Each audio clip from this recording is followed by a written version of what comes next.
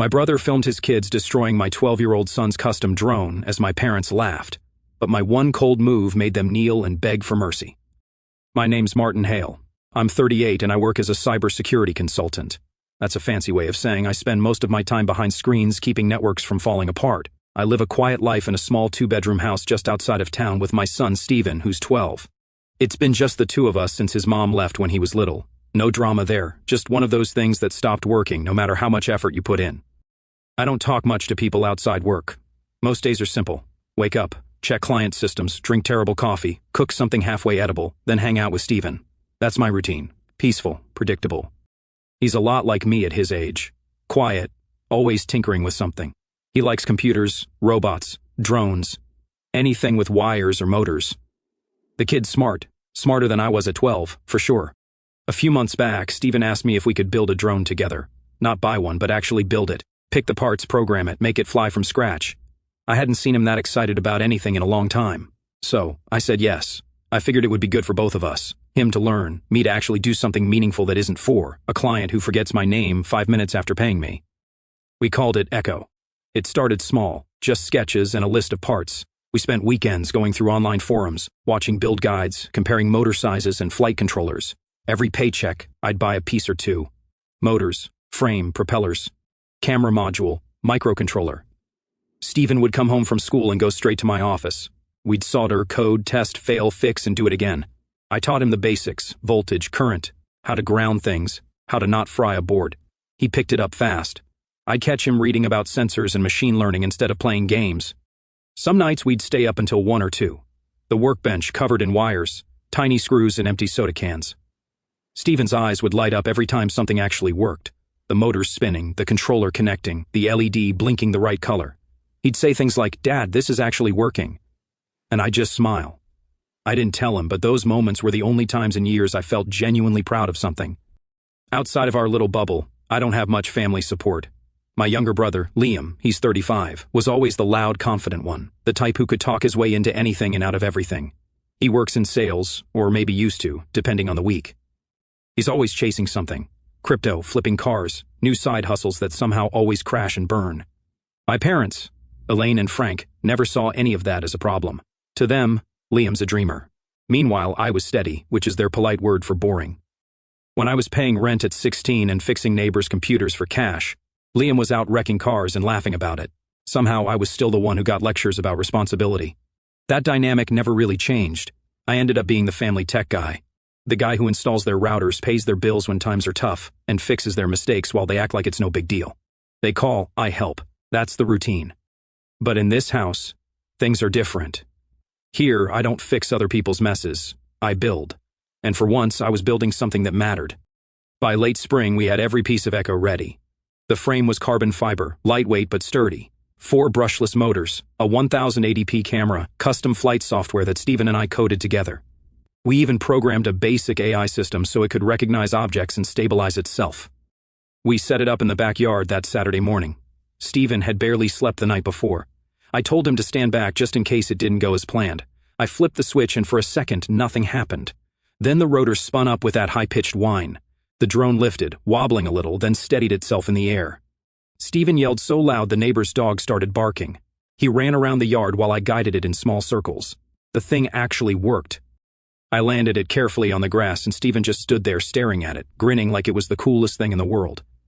He said, "Dad, we did it," and hugged me before I could even say anything back. I'm not a big emotional guy, but that one hit different. I just patted his shoulder and said, "Told you we'd make it fly."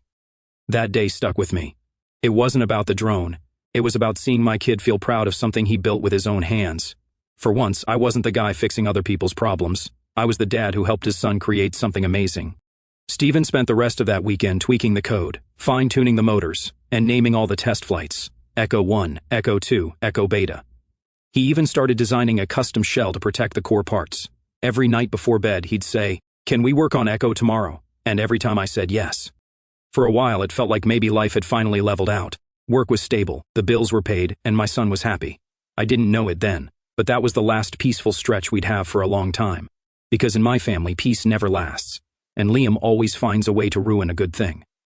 My family has always had a habit of showing up uninvited and leaving chaos behind. My brother Liam is the best at it. He's 35, smooth-talking, overconfident, and allergic to responsibility. He could sell air if it meant attention. I'm the older one, but somehow I'm always the one fixing his mess. Liam thinks I live a boring life because I don't chase money schemes or post fake success online. He calls me Mr. Steady. I call him when I need a reminder of what not to be. He's the kind of guy who will brag about being self-made while using your Netflix login. Growing up, Liam was the favorite.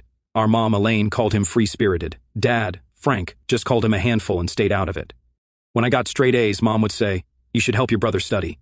When Liam crashed his car, she said, "At least he's okay." That's how it always was. Liam breaks, I fix. They praise him. Now that we're older, nothing's changed. I've bailed him out of debt more times than I can count. He once called me at midnight because his Wi-Fi wasn't working, and he had a client presentation. I logged into his router remotely, fixed it, and he didn't even say thanks. Just knew you'd handle it, bro. Last year I upgraded all their smart systems. New routers, thermostats, security cameras, everything under my management account. Liam paid for none of it. He later told our parents he set it all up and they believed him. I just laughed. You either learn to stop expecting fairness or you drown in it. That Thursday I got a text from Liam. Coming by Saturday, the boys want to see that flying thing Steven made. No question mark, just a statement. That's how he operates. Assumes yes. I stared at the screen for a bit. I didn't want his kids anywhere near Echo. Steven's drone wasn't a toy. It was something we built together piece by piece. But Steven saw the message and got excited. They want to see it. Really? His voice had that hopeful tone only kids have. I didn't have the heart to tell him no. I texted back, "Sure, noon's fine." Saturday came. At exactly 12:05, Liam's silver SUV rolled up like it owned the driveway. Loud music shook the windows. His twin boys, Colt and Nash, jumped out before the engine even shut off. They ran straight into the yard, yelling like they'd been released from a cage. His wife, Brooke, stayed in the passenger seat, scrolling through her phone. 2 minutes later, my parents arrived. Mom came in carrying pastries and judgment. "You really should plant something out front," she said before even saying hello. Dad nodded a lazy greeting and headed straight for the recliner like it was reserved seating. Liam stepped inside, sunglasses still on. "Man, this place hasn't changed since high school," he said, smirking. "You still got that same couch?" "Still holds up," I said. He grinned. "Yeah, practical as always." The twins ran from room to room, bumping into walls, knocking stuff over. Mom called after them, "Careful, boys," in the same tone people use when they don't actually care. Brooke wandered in eventually, barely looked up from her phone and said, "You could use better lighting in here." I poured coffee because that's what hosts do, even for guests you regret inviting. Liam started talking about his business. Every sentence had a brag baked in. Closed a huge deal last week, got investors from out of state, could retire early if I wanted. Mom laughed like she was at a comedy show. Dad nodded every few seconds like a bobblehead. Steven came downstairs holding Echo. "Want to see it fly?" he asked. The twins yelled, "Yes!" Before Liam even looked up, we went outside. Steven set it down gently in the grass, powered it up, and stepped back. The rotors spun, lights blinked, and it lifted off smooth and steady.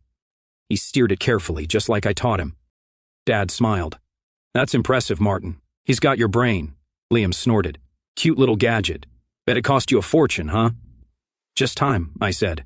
"Time is money," he said, grinning. "Some of us don't have that kind of free time." I ignored him. Steven landed Echo perfectly and picked it up proud. The twins tried grabbing it. "Let us fly it." "You can't," Steven said. "It's not a toy." "They're fine," Liam said. "Let them try." "No," I said. "They'll break it." He rolled his eyes. "Man, relax. You're so uptight." Steven clutched Echo close. "It's charging time anyway," he said, and ran back inside. Smart kid. We went back in. Mom started criticizing the cabinets. "You could really brighten this kitchen up, Martin." Brooke nodded without looking up. Liam leaned on the counter, smirking.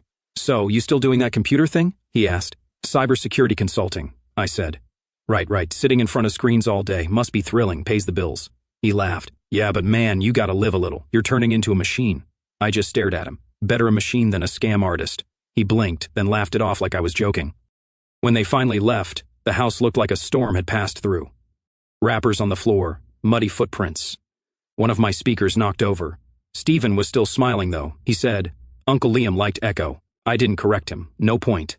I cleaned up quietly while he talked. Deep down, I had that heavy feeling again.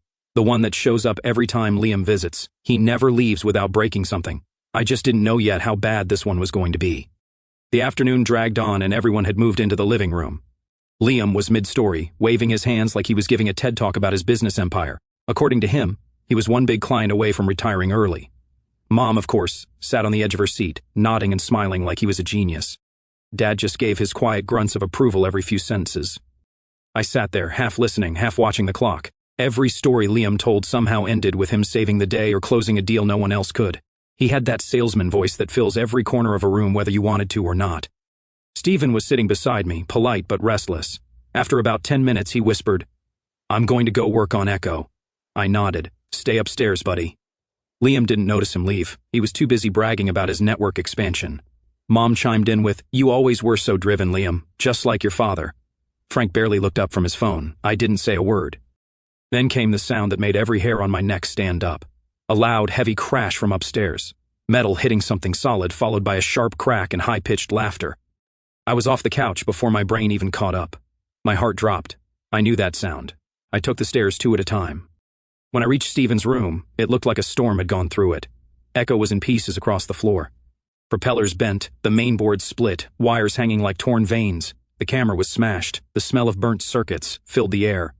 Colt and Nash stood in the middle of the mess, laughing hysterically, each holding their phones, recording it.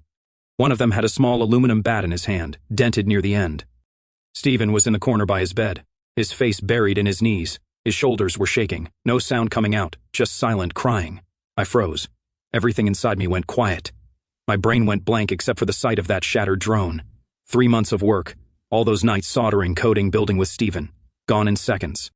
Then I heard another sound behind me. More laughter. Liam stood in the doorway, phone out, recording the scene. He had that smug grin on his face. "Man, you should see your face right now," he said, chuckling. Mom hovered behind him, a brittle smile that didn't reach her eyes. Dad stared at the floor and said nothing. Neither of them stepped in. "What did you do?" My voice came out low and flat. Liam shrugged. "Relax. It's just a toy. The boys were having fun. You spoil Stephen way too much. Consider it a little payback." "Payback for what?" I asked. He smiled wider. "For making the rest of us look bad. You build him all this fancy stuff, and my kids start asking why they don't get the same. So yeah, this levels the field a bit." Mom laughed softly. "Oh, come on, Martin. It's not the end of the world. They're kids. Kids with a metal bat," I said. Dad shook his head like I was overreacting. "It's a learning experience for Stephen. He'll build another one." Behind them, the twins started pretending to swing the bat again, yelling, "Boom!" and "Headshot." Liam was still recording. "You've got to see this footage later. It's hilarious." I looked at Stephen again. He hadn't moved. His small hands were gripping his knees so tight his knuckles were white. The tears just kept falling. "Get out," I said. Liam smirked. "What? Get out!" He blinked, laughed like I was joking, and said, "You're seriously mad over a piece of junk." I took a step toward him. "You need to leave now." Mom stepped forward, frowning. "Martin, you're making a scene." "Leave," I repeated louder this time. The twins stopped laughing. Liam's grin faltered. For a moment, he looked like he might say something, but he didn't. He turned, shrugged, and muttered, "You've really lost it, man." And as they went downstairs, I heard him say to the boys, "Guess Uncle Martin doesn't like jokes." They laughed again, and Mom's voice followed with, "He's always been too serious." I didn't follow them out. I stayed there, staring at the pieces of Echo on the floor, the bent frame, the split mainboard, the cracked camera lens. Stephen hadn't moved. I knelt beside him, but he wouldn't look up. When I finally heard the front door shut, I picked up what was left of the drone, one piece at a time. I didn't try to fix anything. I just laid it all out on the desk. The room smelled like melted plastic and dust. Stephen finally whispered, "Why did they do that?" I didn't have an answer. That night, after I got him to bed, I sat alone in the workshop. The only light came from the desk lamp. The broken drone was laid out in front of me, parts scattered like evidence of something worse than just destruction. I wasn't sad. I wasn't even angry anymore. It felt like a switch had flipped somewhere deep inside me, and everything after that was just quiet. I turned off the lamp and sat there in the dark for a long time, staring at the outline of what used to be something beautiful we built together. That was the night I stopped letting them get away with it. That night after they left, the house was too quiet. Stephen had cried himself to sleep, and the workshop still smelled like burnt plastic. I sat there for a while, staring at the pieces of Echo on the desk, every cracked circuit and twisted wire. I'd fixed a lot of things in my life, but this one wasn't getting fixed. The longer I looked at it, the more I realized it wasn't about the drone. It was about everything that came before it. Years of being the family's emergency contact for every little issue. Router won't connect. Call Martin. Streaming account expired? Call Martin. Can't log into the thermostat app. Martin. I'd built their systems, wired their homes, paid for half of it. And somehow I was still the boring one. Every account, every smart lock, every router, they all ran through me. I didn't think much of it before. It just made things easier. If something broke, I could fix it remotely. I'd done it so often it had become habit. But that night, staring at those shattered parts, It hit me. I'd handed them control of my time, my effort, my patience, and they'd never respected it. No yelling this time, no lectures, no guilt trips, just clarity. I walked to my office, turned on my main system, and watched the monitors light up. Rows of status indicators blinked to life. Routers, smart devices, cloud accounts. The admin dashboard filled the center screen. Across the top it read Client Systems, Hale Rowe Family Network. 2 main nodes, Liam and Brooke Rowe household, and Parents Hale household. Everything green, everything running perfectly. I sat there for a second, watching the little status lights blink like nothing had happened. Then I opened a text editor and started typing. Years of favors. 2018 paid $900 for Liam's network upgrade. Never reimbursed. 2019 set up security cameras for parents. 6 hours of work. 2020 paid for replacement modem. Forgot to pay me back. 2021 fixed Liam's crypto wallet recovery. Never even a thank you. 2023 installed new smart lock. He called it my hobby. The list went on. Small things maybe, but they added up. Every moment where I let it slide, I didn't write it out for revenge. I wrote it to remind myself how much I'd given to people who never cared. When I was done, I scrolled to the bottom and typed a new line, Echo Protocol. Step 1. Disconnect. My fingers hovered over the keyboard for a second. I opened the admin console again. It showed the full list of connected systems. Row household, Wi-Fi mesh network, smart locks, thermostat, security cameras, cloud backup, streaming accounts. Parents household, Wi-Fi router, smart thermostat, doorbell TV system, digital frames, security cameras, voice assistant, all of it under my control. I started with Liam's house, logged into the router interface, and changed the SSID name from row home to access denied. Then I changed the Wi-Fi password to a 30-character random string, queued remote configuration to disable after I was done and locked out every device. Next were the streaming accounts, Netflix, Hulu, Prime, Disney, all registered under my recovery email. I reset each one, changed the passwords, and enabled 2-factor authentication tied to my phone. Logged out every device associated with their IP address. I disabled their smart lock remote control feature, forcing manual key entry. I powered down the smart lighting hub. Without it, the bulbs default to off. I adjusted the thermostat, schedule, 78 degrees Fahrenheit daytime, 60 degrees Fahrenheit at night. Not enough to damage anything, just enough to make life uncomfortable. Then I moved on to my parents' system, changed their TV app passwords, turned off the voice assistant, and disconnected their cloud photo frame. I disabled the doorbell's chime integration and push alerts. Camera still on, no in-house ring, and forced the smart thermostat into eco mode with manual control only. I pushed a 1-pixel black image as the only local asset, so the frame shows nothing but black. Once the last remote tasks finished, I killed remote admin across both nodes. Each change took seconds. The screen filled with green indicators slowly turning red. Offline, offline, offline. No noise, no drama, just precision. When I finished, I sat back and looked at the screen. The 2 main nodes, Rowe household and Hale household, were gray. No connection, no access. I saved the document on my desktop, echoprotocol.txt. I didn't smile. Didn't feel triumphant. It wasn't about getting even. It was about balance. For once, they'd live a day the way I had lived years. Dealing with broken systems, no one answering their calls, no one fixing their problems. I took one last look at the screen. Across the dashboard, a message appeared briefly, connection lost. Remote systems unreachable. I closed the laptop. The hum of the cooling fan faded. The house went silent again. But this time, the quiet felt steady. 2 blocks over at Liam's place, the lights flickered once, then went dark. I stood up, turned off the lamp, and went to bed. By the next morning, the messages started.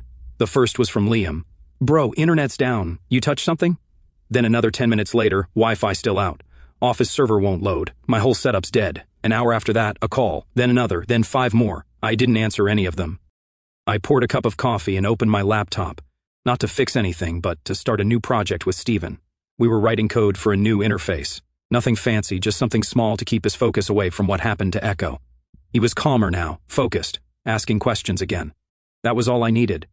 The phone kept buzzing. It didn't stop all morning. Liam's name, Mom's name, even Brooke's. I let every one of them go to voicemail. Around noon, an email came through from Elaine Hale. Subject, something's wrong with the thermostat. Can you check it? It's freezing here and the doorbell doesn't ring anymore. I took another sip of coffee and scrolled past it. My inbox was filling up with their problems. Streaming accounts locked, login errors, security camera feeds gone. Every issue they dumped on me over the years had now landed back in their laps. Steven leaned over. You're not going to fix it? No, I said. Not this time. He didn't ask again. Just went back to typing, humming quietly. By evening, Brooke's email arrived. Longer this time, all caps in the subject line. Subject, urgent. I can't access my work account. Everything is disconnected. I can't even log into the cloud storage. Please, Martin, I'll lose my job if this keeps up. I typed one short reply, ask your husband. Then I closed the window. Half an hour later, I heard tires screech outside. The door rattled with pounding. Martin, open the damn door. I didn't move right away. I finished saving the code Stephen had been working on, told him to go to his room, and only then walked to the door. When I opened it, Liam stood there, red-faced, sweating, phone in one hand. What the hell did you do? He shouted. I leaned against the door frame. Afternoon, Liam. My Wi-Fi is gone. My accounts are locked, and I can't get into my crypto wallet. Every login rejects me, and your stupid system says I don't have permission for my own network. You think this is funny? I never touched his wallet. I don't have his keys, and I don't need them. You broke what was mine, I said quietly. Now you're learning what it feels like to lose control. He blinked. Are you serious? You're actually doing this because of a drone? It wasn't just a drone. He stepped closer. You're going to fix it or I'm calling the cops. For what? Taking back my property? His jaw clenched. You're insane. No, I said. I'm done being used. He held up his phone. I'll tell Mom and Dad you're threatening me. They already called, I said. Their thermostat doesn't work. Neither does their doorbell. He stared at me like he couldn't process it. You shut them off too. They relied on me for everything. Now they get to manage it themselves. You think this makes you some kind of hero, he snapped. No, I said, it just means I finally stopped being your servant. Liam took a step forward, voice rising. You can't do this to me. I need that network. My clients. Your clients aren't my problem, I said. Everything I built for you I own. Everything you use runs through me. You don't like that? Learn how to fix it yourself. For a moment, he looked like he might hit me. His hands balled into fists. Then he realized something. Maybe that anger wouldn't get him what he wanted. He stepped back, shaking his head. You've lost it, he said. You think this makes us even? You're destroying the family. The family destroyed itself, I said. I closed the door. He started pounding on it again. You'll regret this. You hear me? I didn't answer. I just locked it and walked back to the kitchen. Through the window, I saw him still shouting on the porch, pacing like a caged animal. Then he finally got in his SUV, slammed the door, and sped off. Stephen peeked around the corner. Was that Uncle Liam? Yeah, I said. He's having technical difficulties. Stephen tried not to smile, like the kind Grandma always calls about. Exactly like that. He laughed quietly and went back to his room. I sat down at the table, refilled my coffee, and opened the terminal on my laptop. 2 nodes still gray on the admin dashboard. Liam and Brooke Rowe household and Parents Hale household. I stared at the screen for a few seconds, then closed it. No satisfaction, no anger, just quiet. Outside, the streetlights flickered on one by one. Across town at my parents' house, the lights stayed dark. Within a week, the fallout started to spread like cracks through glass. Liam's company website went offline first. He'd built it using the same cloud service I'd set up for him 2 years ago. Without access to my admin credentials, he couldn't even reach the back end. His online store redirected to a default error page. Then his email server crashed. He'd linked his work address to the same domain and all his business messages vanished. His backups were on a shared drive, one he'd never maintained, even after I warned him about it. Every client contact, invoice, and sales record was gone. 2 days later, his investors started calling. They couldn't reach him, couldn't access reports, and their systems were rejecting his login attempts. One by one, they pulled out. The posts stopped coming on his social pages. The man who couldn't go 5 minutes without bragging suddenly had nothing to brag about. He still tried to spin it, claimed there was a server migration issue, claimed hackers hit him but people around him knew something didn't add up. He had no IT guy, no support system, no clue what he was doing. Without me, he was just noise. Meanwhile, his twins, Colt and Nash, found new ways to keep the family name in trouble.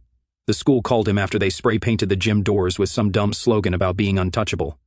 They got suspended for a week. When I heard about it, I wasn't even surprised. Those kids grew up learning from him.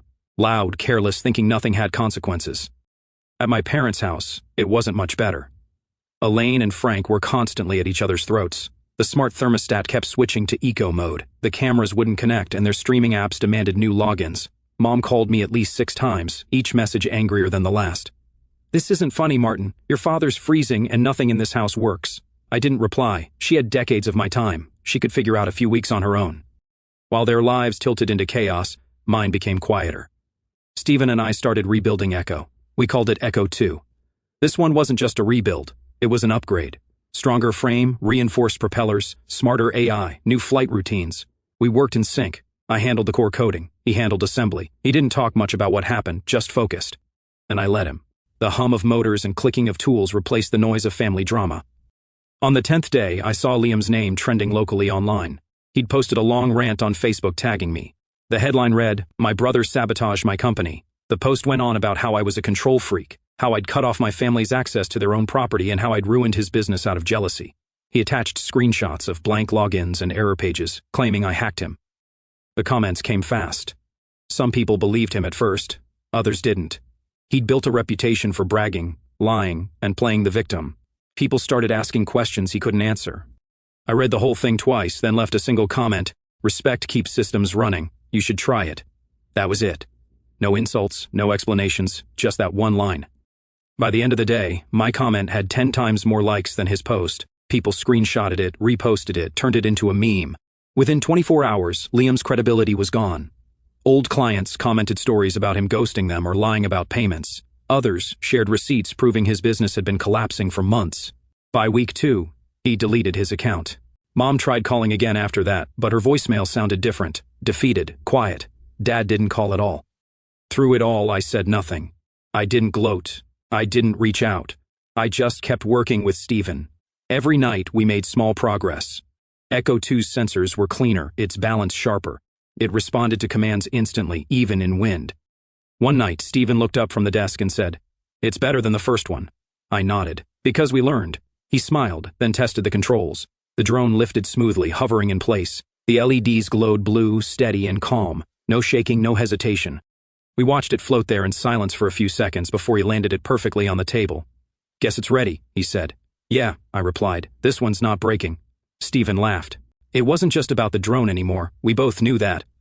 That night after he went to bed, I checked the dashboard one last time.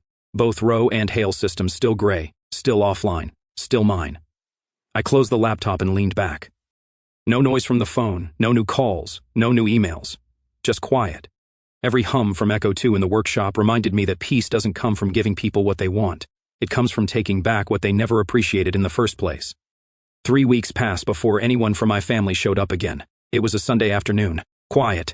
The kind of day where the world finally feels like it stopped spinning. I was cleaning up the workshop when the doorbell rang. Through the front window, I saw Liam, Elaine, and Frank standing on the porch. They looked like people coming to a funeral, awkward, stiff, not sure what to say. Liam was holding a bunch of flowers wrapped in plastic, half wilted from the heat. I opened the door and waited. Liam cleared his throat. "Can we talk?" I didn't say yes or no, just stepped aside. 5 minutes. They walked in slowly. Mom put the flowers on the counter like a peace offering. Dad stayed behind her, hands in his pockets, eyes on the floor. The silence stretched. Stephen came down the hallway, stopping beside me. He didn't say anything either. Liam finally spoke. His voice was softer than I'd ever heard it. "I came to apologize to both of you." He looked straight at Stephen. "I messed up. What I did to your drone was wrong. I thought I was being funny, teaching you not to get attached to stuff. But the truth is, I was just jealous." Stephen's face didn't change. He just stared at him. Liam kept going. "You and your dad built something together. My kids don't listen to me. They don't respect me. And I took it out on you. That's on me. I can't take it back, but I'm sorry." Mom's voice came next. "We're all sorry, Martin. We shouldn't have laughed. We didn't realize how much that thing meant to Stephen or to you. We've relied on you for so long that we stopped treating you like family and started treating you like some kind of service line." She looked tired. Her usual sharpness was gone. Dad still hadn't said a word. "You should have realized sooner," I said. Mom nodded. "You're right." Liam stepped closer, still holding that defeated look. "When everything started falling apart, I blamed you at first. But now I get it. I built my whole life on people cleaning up after me. When you stopped, I finally saw what that looks like. It's ugly. You learned something then," I said. "Yeah," he said quietly. "The hard way." Mom tried to smile, but it didn't reach her eyes. "Can we start over? I'm not asking for you to fix everything again. Just to talk, to have dinner like a normal family." I looked at her, then at Liam. "You all taught me something too," I said. "That being nice just makes people use you. So I learned to stop being nice." No one argued. They just stood there. "I'm not your tech support anymore," I continued. "No more passwords, no more system updates, no more emergency calls at midnight. If you need help, you pay someone." If you need my help, you pay me like anyone else. And if any of you ever disrespect me or Steven again, I walk away for good. No warnings, no second chances. Liam nodded immediately. Understood. Mom whispered. That's fair. I mean it, I said. Boundaries aren't a threat. They're protection. I should have had them years ago. Liam shifted his weight, pulled an envelope from his jacket, and placed it on the table. This covers the cost for the new drone. Every part, plus extra.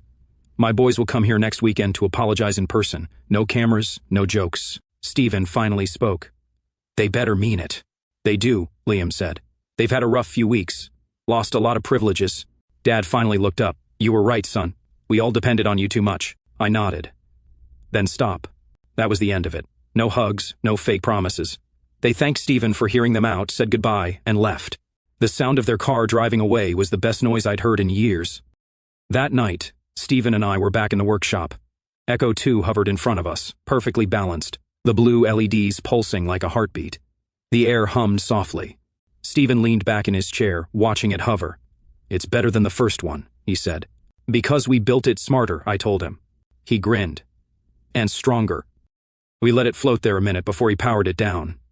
He carried it to his desk, placed it gently in the center, and turned off the light. The glow from its LEDs filled the room like a quiet promise.